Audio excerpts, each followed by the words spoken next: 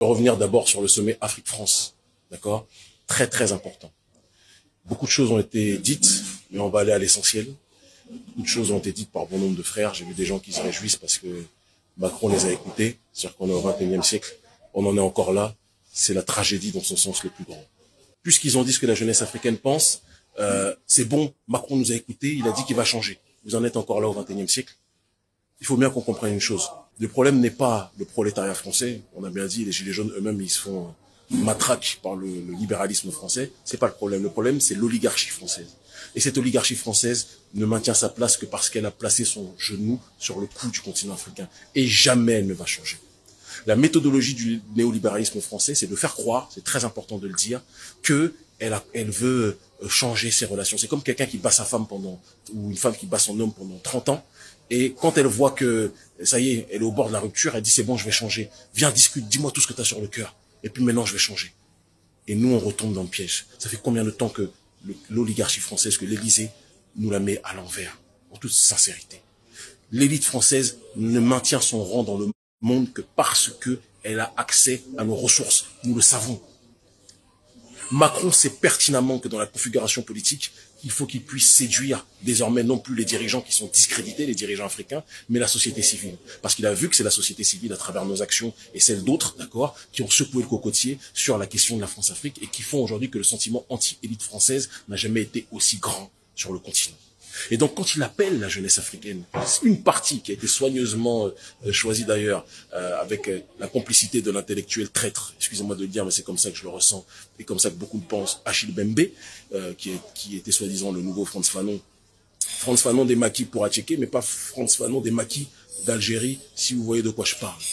Eh bien, en invitant une partie de la jeunesse africaine à participer à ce sommet, sa stratégie n'était pas d'attendre que cette jeunesse fasse de la talakou vis-à-vis de la France. Il est pas bête, Macron, c'est quelqu'un de très intelligent. Il voulait simplement diviser l'opinion publique africaine parce qu'il sait qu'avec le sentiment anti-élite française qu'il y en a qui ne veulent pas une refondation, une reformulation du rapport Afrique-France. Il y en a qui veulent une rupture avec l'oligarchie française. C'est pas le prolétariat français, on n'a rien contre eux, c'est nos frères de lutte. Vous comprenez? Parce que certains essaient de nous présenter comme les anti-français, on connaît la chanson.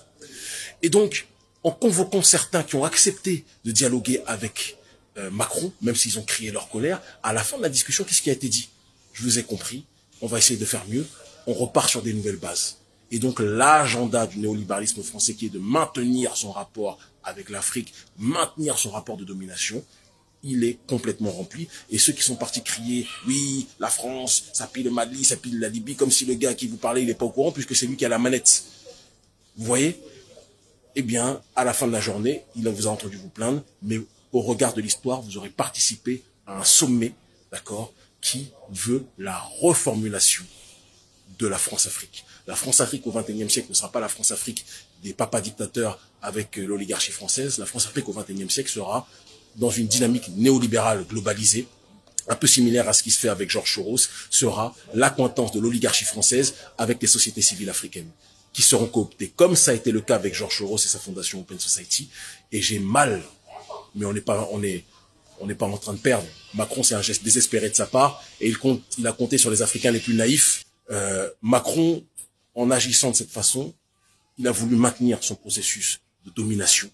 Il a été très intelligent de la manière de faire et il a compté sur la volonté de reconnaissance de bon nombre d'entre nous qui disent ils se battent, mais la seule chose qu'ils veulent, c'est être reconnus par les autorités françaises. Ça donne la nausée, ça donne envie de vomir. Ceux qui ont participé là-bas, je vous aime quand même. On vous aime quand même.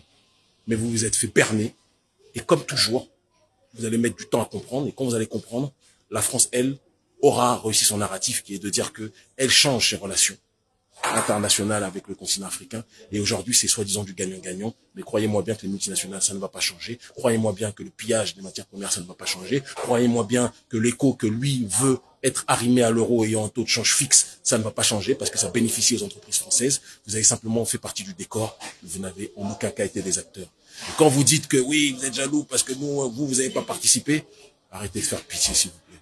Arrêtez de faire pitié. Si nous, on voulait participer à un sommet de torchons comme ça, croyez-moi bien, ça fait longtemps qu'on l'aurait dit. Et avec l'audience qu'on a, on aurait été audible depuis longtemps. Mais moi, je ne parle pas avec quelqu'un qui bat ma mère pendant tant d'années. Ma mère, c'est Mama Africa, qui viole ma mère, qui pille ma mère, qui dépouille ma mère, et qui ne doit son pouvoir qu'à la manière dont il a dépouillé la terre-mère. Retrouvez vos repères, parce que vous êtes complètement perdus. Et c'est ça le drame aujourd'hui. Ils finiront par